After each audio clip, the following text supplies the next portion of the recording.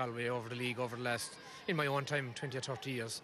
I think we've only beaten them maybe twice or 3 times in maybe 30 years. But like, you have to be geared right against Galway, because Galway are always, you know, any day they're always good and they're always well prepared. And I think, like, you know, we're well prepared for today, and we're expecting to go head to head with them. Much like the barometer that you would have taken though from the Kilkenny game, would you take this as being a barometer as to where Cork are for this time of year? Yeah, I think so. I mean, you know, people have mentioned about third day. Like, my own feeling is that with Tipperary winning last night against Waterford, like, today's result is actually crucial to the league for a lot of teams. Obviously, if we're beaten today, it looks like a Galway-Kilkenny final. If we win today, it kind of opens up the thing for a lot of people. And I think I think from everyone's perspective, it's crucial. Third day out is crucial. Well, in fairness to Offaly and Wexford, I don't think either of them did justice against us in the opening rounds of the National League. We know they're better than that, and you know, on paper this looks a step up in class for us, playing Cork in Páirc Uí Chaoimh. I think they have a couple of scores to settle with Galway as well from last year's league final. We knocked them out of the championship the year before, so we're expecting a tough battle here today. Now, we know about the players that you're missing, but an added complication, I suppose, yesterday, having 4 of your panel, 3 who are starting here today, playing in the Galway Under-21 Club Championship. That's hardly ideal, is it? It's not, no. But if you make a song and dance about it, it's maybe only making a difficult situation worse. You know, there is a big, busy fixture schedule to get through in Galway. There has to be a little bit of give and take, and we're not going to be whinging about it if that's the reason we lose today's match. Obviously, you know, there's a big deal being made about all the players Galway are missing, but to be honest, our focus is on the players that we have. And if you're talking too much about the guys who aren't here today, you're only giving yourselves a platform for making excuses. So look at all the players that are lining out for Galway today are key members of our senior hurling panel, and it's a great opportunity for some of them to stake a case for a permanent place on the team. You've mentioned players who are missing. One of the players people are going to be very interested about is, of course, Joe Canning, who we haven't seen so far. Rumours, John, that he may not be around for the rest of the league. Can you clarify that? Well, Joe has an inflamed heel pad, and obviously his entire body weight is on his ankles, and we just have to manage it very carefully. We've all heard countless stories of players coming back too soon and breaking down, so we're taking a pragmatic view in relation to Joe and the other players who are injured, like Damien Hayes and Kevin Hines, and we're not going to rush anybody back into the battleground unless they're ready. And if that means Joe has to sacrifice the league, that's what will be the case. But I'm hopeful we might see him towards the end of the competition. Well,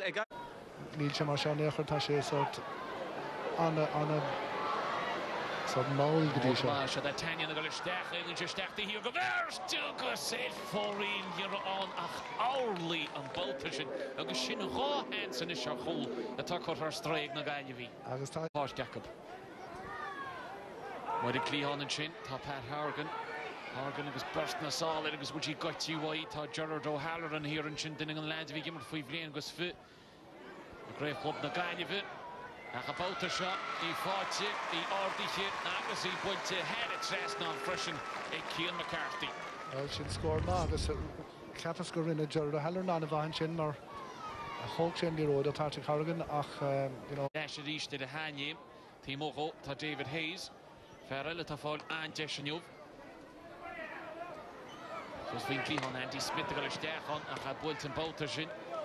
William Egan in the job, ach Brenner sin Comor meet to father agus I buinte head tres non score all in your boutishin by Ian Ryan agus a wad mo. Well, sin an score is for in the office stocha sin honest. Na gaine vi brisamach le Adrian Cullen Fergur Mile score no go the all nach an chlyffe agus tá sé dianta in is the boutishin go given David Burkle on the Páirc. You know, Behi Gimmerton and shot and 10 buntáis de bháin nach bhfuil anluas sa cléir go dtí seo. Pat Horgan about the shin agus I buinte head ríist seo that dionne steach freisin ón gcóine burst na sála goite an versta bhfuil fáil diantais tá réitir ará go bhuiice.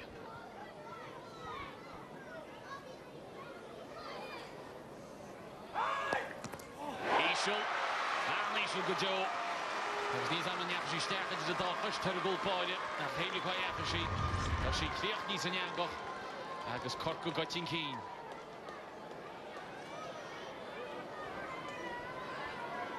Yeah, hope she can on Rod Kane the sort of range again the Kilkenny got bullshit Dalavik. Town Kenny nish fear noi Hector go hundul alarm na páske a chadil gama Clihan ó hús na srathe. Machríis de go Connor agus fear bhile nó handrum an anna chaiste har it snasná agus inis planning te go Cork go fáil canal green in the bluffe. Agus gomininic der bhionrodí a tugtarachí be de róvinnig a tugtarachí der bhionrodí. Tá sí sin builte agus tá sí builte Crean freisin sin scór dámanta a nniug. Éling sí bhaid siúd. Steach dró Luke Farrell agus an sin Jerry O'Connor takeí mach an east. Cian McCarthy agus McCarthy an móla agus McCarthy a fáil an darna cooling agus an sa bluffe ar a séf. Crochúr Connor an sin Connor O'Sullivan a déanamh an bhaid tuch amach don lo. Ach in grútin bouta seo ag Ian Ryan ag go lústeach leis pasan tamach típama agus sí báte san yango ag Angus Callanan an Chiliú clugfe as a chéile a bhfuil cool scórante ag Angus Callanan ach sé Ian Ryan a chrotha. Sin anna fastar fád agus capas greibh sé a ceart ag éman ag éana leanúin tar raig ach thug sé an pass agus críoch na Angus Callanan. Anna scóna fear agus fada agus trú in shotí here go caiiteach aige fad le Pádi O'Sullivan agus a bhfuil sí Crean. Tá sí Crean tá sí buinte head slas nó agus in cinna chomór an nachforcar de postaí aige. Bhí sé an scóra aimsú. Well sin an bro ó Tacrónin sin agus Tacróna gimmert lá na tácha díhainte agus mar a dúirt mé níos luúhin sin nó bhí seansna i gaiileh níor thógad riad agus nó tá sé cúpla cholín chun tosaigh ach caiithúna seans na hógant. Niall McCarthy in bouta seo agus bhí muid rágur a began íon ciún second ó tá rá cholín as a chéile is fáte go thóg. Well sin an difriíochttan is bhfuil Cork go bhána sin Ian Ryan agus í blochainte ag Ryan chamá níos an ardó sé chumán caiite steach an sin ag Niall McCarthy ach Ian Ryan a ríis deachcha dro Angus Callanan a bhdan suas Callanan á seolda ag steach har it slasnan agus leis a gúr geartthócha Ian Ryan cé bhfuil cúpla ceann chuir ar fóríige chrotha sé an cúl go Angus Callanan agus cúlín eile sin. Cinnte agus tá sé gobar aníon ar fad beidir nach bhfuil an aimsúgur óhhaige ach cinnte tá sé gobar aníon ar fad agus crothaigh sé an count sin dé Angus Callanan cinnte. Stephen McDonnell a bouta seo. Cúni bouta ag siúd agus ag Conor O'Sullivan. Blanta ag William Egan an sin. Agus na pasna go gomá go Cork go faoi láthid ceáil mór míteach buinte Cian McCarthy agus bhreana sé sin ó bháin. A mé Dennis Wall sásta go má gap faoi láthid? Cinnte, mar a dúirt sé tá sé táchtach de Corca ar gá cholín gomótí sin an cléthe seo. Brenner sin ceann áling má tá sí Crean agus tá sí Crean freisin agus í fáite bouta sin ag Luke Farrell an feartas a gúine a tá rééisanta ciún ach tá scór 10 a bouta sin fáite ige. Sin an scór fad. So sa dróní na lán tasa sá na hain sí freisin. Briste mach fad le Pádi O'Sullivan agus scór eile agus i ríis ní na gaiile bhí chur lábh. In a ríide héanana trí ní mór an tá fáteach Bhín sin tríocha cúg númad atá caiite agus tá sí seo teastal agus tá sí fáite freisin ag agus dear Farrahar mar sin agus an chéad scór gan darna le fáite agus is go sé sé choníní tá hir ag le hama is chána me gan darna le ní lánanis ach chéad cin go hólíní Dróin Clian Niall McCarthy sin ach Farrahar freisin an Callanan.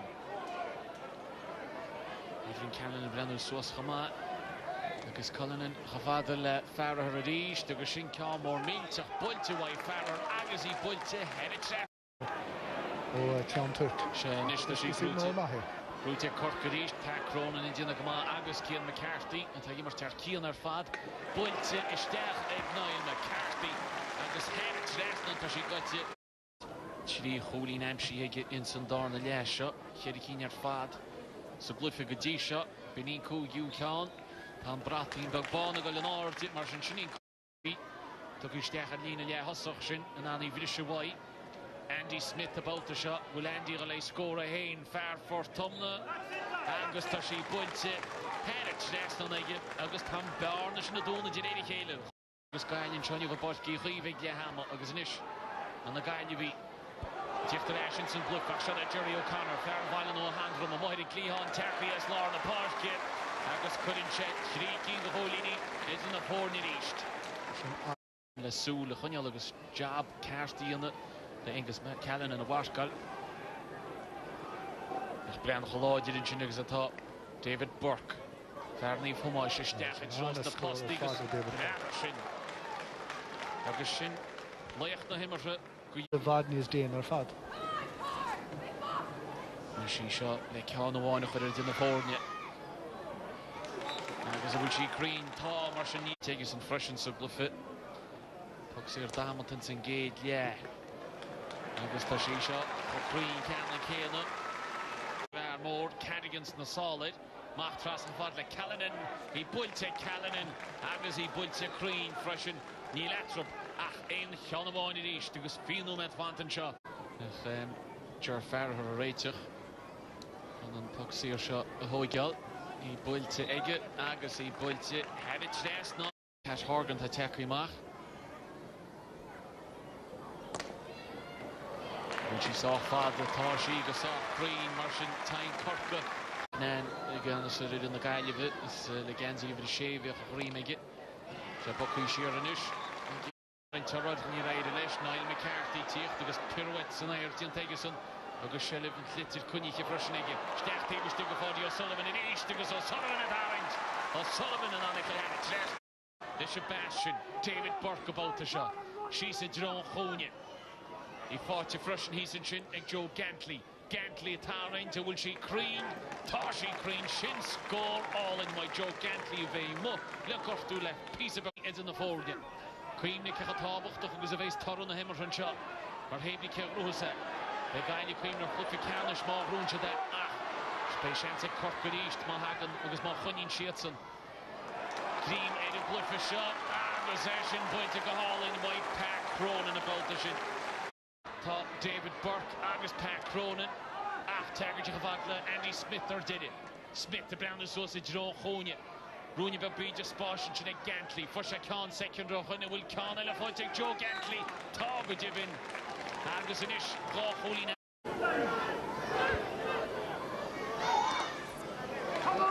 Ishin Bunty, Agus Tushi Bunty, Cream freshen about the shin, like Fairlord Pod. Ish Osco Shasha and Berna Atrabid East, Agus Shineta Dian to freshen. Arawoa and Baltasha. Agus Cork and Annie Bluma, Lorna Park, Ishna Lorcan McLaughlin Rob, Cartimach of La Calnachton, Tush Shulash, the Hagavasha, Ahma Tahin, Todd Donald Barry Fanta, Solid after she Bunting Nafton, Agus Bunting Harrit last night. Three in the second Agus Tochwell, Heckend, Fear Havach, the Hunishig Bunting shot. Agus to she Bunting Green, Fresh and Egg David Burke, the Tataki steps and Immers, Riach Dash the Hyena. The score on Ashton Freshen like Carnafton and Dorna Cooling Eggs on a honey chest. Evelyn, Pat, congratulations. Your assessment of today's performance and victory. I think in the first half, we played to what we can play to, but I don't think we're going to be happy with the second half performance. It's something we'd have to work to, for next week, against Waterford. But we'll be happy with the win anyway today. And I'm sure happy with the way you managed when Galway came back at 113 apiece, and you managed still to pull away from them towards the end. Yeah, it shows a good bit of character there in our team, and we won't give up until the very end, so I think we deserve to win anyway, so we'll be happy with that. Do you think Dennis is happy 3 games in, almost halfway through the league phase of the campaign at this stage, and 4 points on the table? Reasonable, I'd say reasonably okay at this stage. Yeah, we'd be happy enough, but we think we should have got more from last week against Kilkenny, but it happens, and I'd say we'll be looking forward to the next game and hoping we get to the final at least then.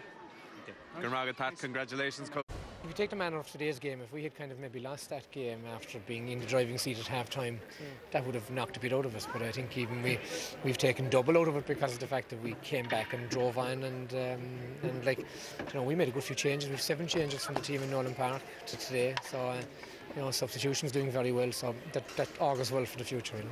At half-time, it didn't look great for us. We challenged the players to, we're in a hole. Either the hole is going to get bigger or we're going to try and fill it in. And in fairness to our players, they showed a lot of spirit and a lot of character. It wasn't enough to get us the result in the end, but plenty of encouragement for the future. Yeah, second win. Yeah. Agus budin seo an orsaile faoi sailtin canchin glanti Port Larga. Forte rashin seo Shane Ryan. Pasal Tipperary nach an canchin glanti mach. Agus anish Brendan Maher ag David Young har an trasnon agus an chéad scór go Tipperary amshi ag an leachúlaí ar dheis David Young.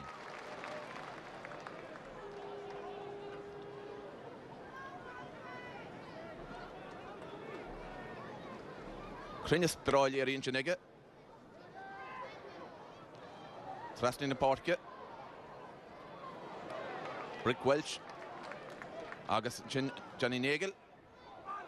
Agus shot chance is Maurice Shanahan agus an punt amshi ag Drehar Dan War. Maurice Shanahan go Fort Larga.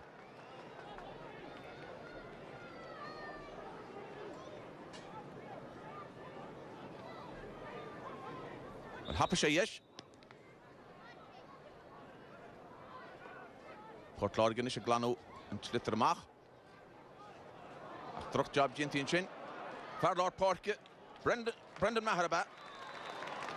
Ní ha Noel McGrath far da slot. Farskilul. On a heath clay and Chin Noel McGrath. Davy Fitz far Contan Cloyd. Puck Slastic ook kan vier Contor toch gestagen mele goal agus Paul Kelly agus en Kanchin botches an angach. Paul Kelly Drehar on.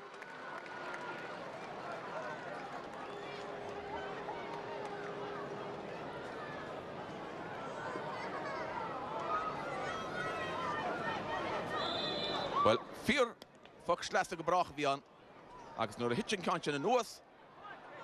Dempsey Paul Kelly en cool. On a heath clay far na talon. Pokamach. A cool Brendan Cummins. So then far that slatterish Noel McGrath on a heath clay agus shin punch Allen. Har Preston Clinton Hennessy a goal Fort Larga. Sinna cinneala imana a grú críomhna héireann go Tipperary na nothaí.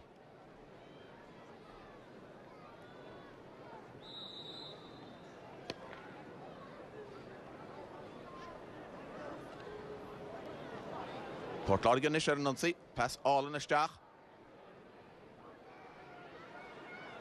An Canchin Glanty ag Shane Ryan go Tipperary, Glanty fada. Noel McGrath east and further the slot agus Canela Forchege. He has to more on Sposh on Varsha. Oh, even Lord Vijesh about the shot. And can Jerry Forchege go on Thief Clay. Brick Welsh. Achna Tipperary Shane McGrath east. Agus shot then Noel McGrath east, about the 1-11.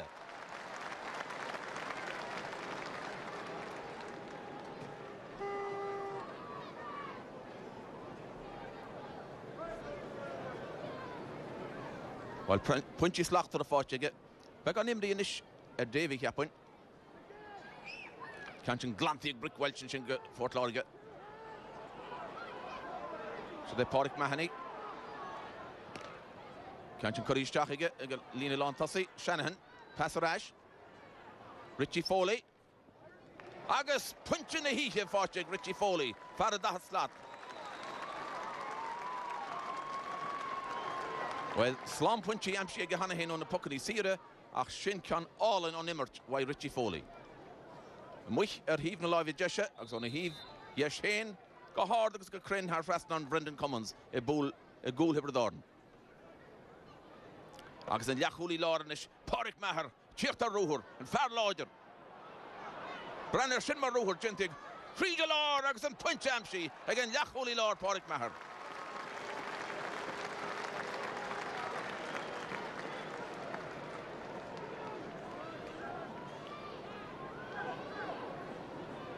Well, Doug sé Foley's in a yay and chin.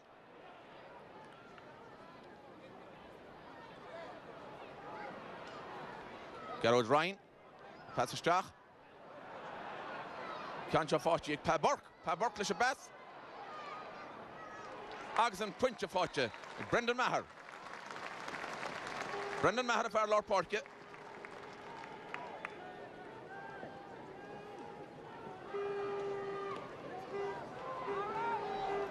Pa Burke, Rinne Ober na Gapalich in Hugan pass. Why? The Fork Maher, agus Kriechli Park Maher.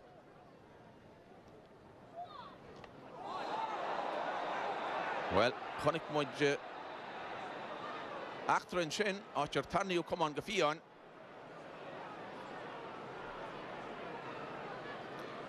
Tafar, Kuchicha Brador and Shinchi.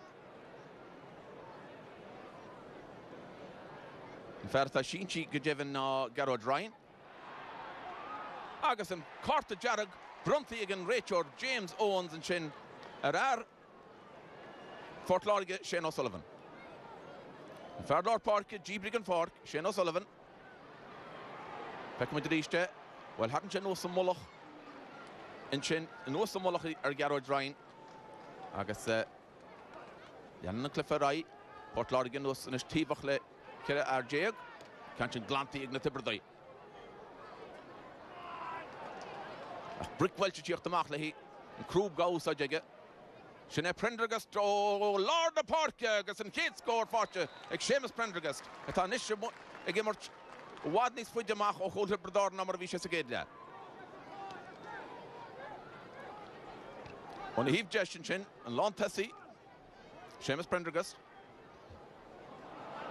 Shant, oh, August, Fear, Droch Hallish, Gebroch, Gintian Chin, Clinton, Hennessy, Fork Maher. And cool border, well, by Todd Jarriger, Marawishan can Jarrig. James Owens, Bruno can Jarrigella, Walkley, Fort Lorge, Clinton Hennessy, and cool border and Boutishaw, Gibrigan Fork. I guess a niche. Tasha the Noska G. Well, hadn't you knows Park Maher? Got sock grown, Contour Chaka Jevin and Chin. Clinton Hennessy.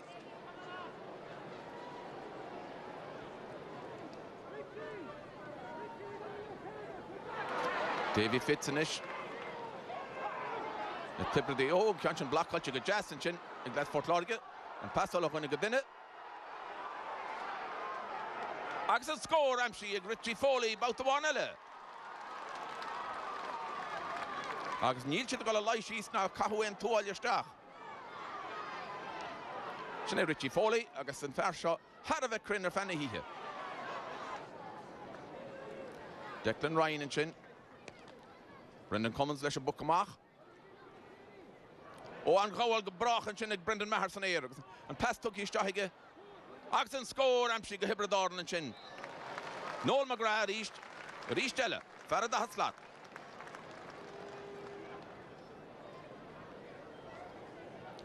An Gowal Gebrach and Chin, why Brendan Maher Lorna Park. Hook pass, why? Noel McGrath on a heave clay. Tashan Hoyvin Chincha. Chief to Machley and Chin fives. Then the Geverstrehor, Celine Lan Hole, Egg, Port Lorge, past Trasney. Aga score Broyle, Amshi and Chin. Egg Richie Foley. Score Fort Lorgan, you'll have Kerif Winchip, Gaverna, Nishan. Kega will Bert Le Quesh, Tibberdorn.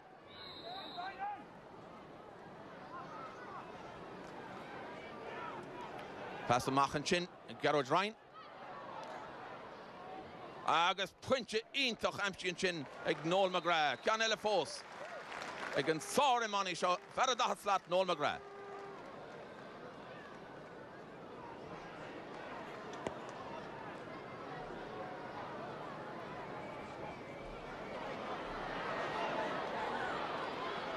Canchin on Gunya, Agus Shin Chance Lachter.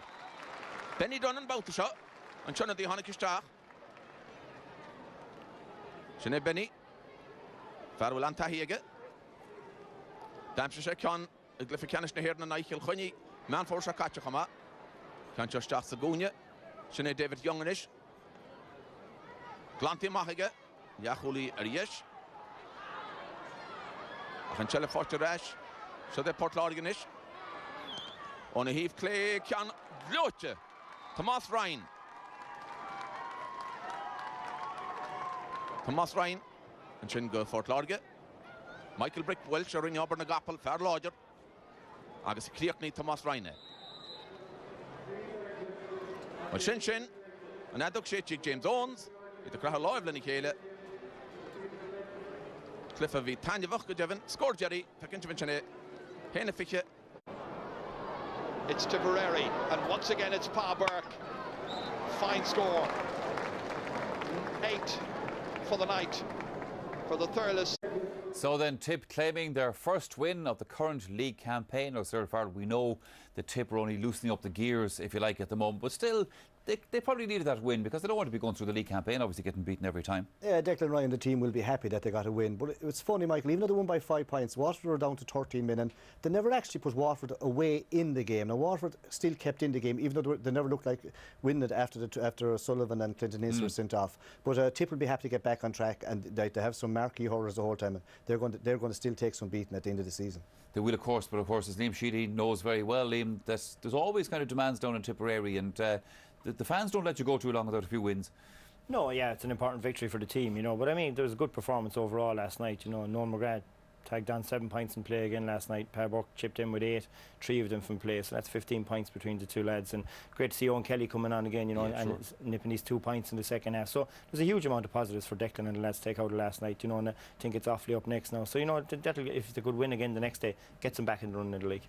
Well, funnily enough, Cyril, 2 of the players that Liam mentioned there, Noel McGrath and Pa Burke, also you marked them down for attention as well. Yeah, they're beautiful hurlers, great wrist hurlers, and they get scores like them to make it look easy, the scores they get. Now, the rest of the team work very hard, but when these guys get on the ball, if they get it on their own, they're actually going to score the goal. Here's Noel McGrath in action, like, you know, fetches the ball here, left, right, it doesn't matter, shortens the grip, flick of the wrist over the bar, like he's on full pelt there, he's out about 50 yards, like this, you know, you just kind of, this is the second half, little pop pass here, again, now Garrett Ryan finds him with a lovely little pass, he's a good midfield this time, again right hand this time, bang over the bar. Now, he's in space, but the point is, it isn't as simple as it looks. So this had a great match like Pádraig Maher. Now here, Pa Burke trying to make his pace on the team, he knows Thurles grass, of course, inside out, lies back on his favourite right hand side, he has 2 great sides over the bars, but he had a great game last night, and again, you're going to see, this is a lovely little pass by John O'Keefe, gets him here, goes into the tackle and then takes a step back out, which is a favourite trick of his, again pops it over the bar. When you forwards able to do that, if you can't close him down, you're going to win matches. Like, and he's trying to get his name on to be on the first 15, and I think he's going to make it this year.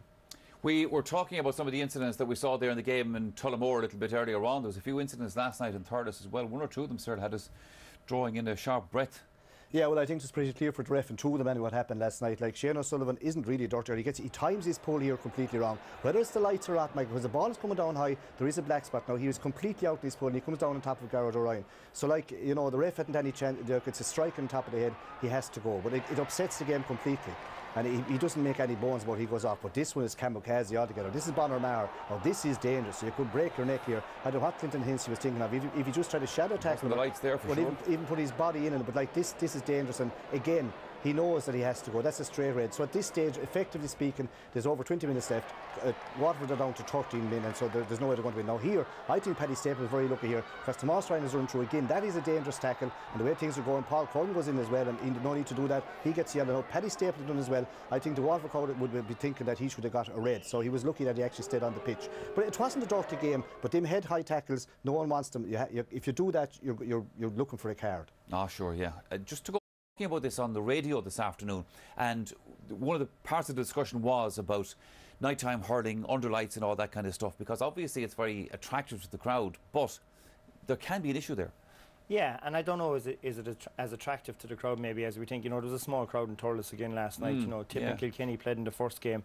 You know, there was only 10,000 people. I think there was 20,000 in Thurles the previous year during the day. So I don't know, has it really appealed as a nighttime sport? You know, the ball is obviously way smaller. I think, you know, lights are probably more suited to football. As I said, you know, it's always good to try things, but in this instance, Tip have played the first 3 rounds of the league under lights, and I don't think it's been that successful as a whole. But as I said, it's good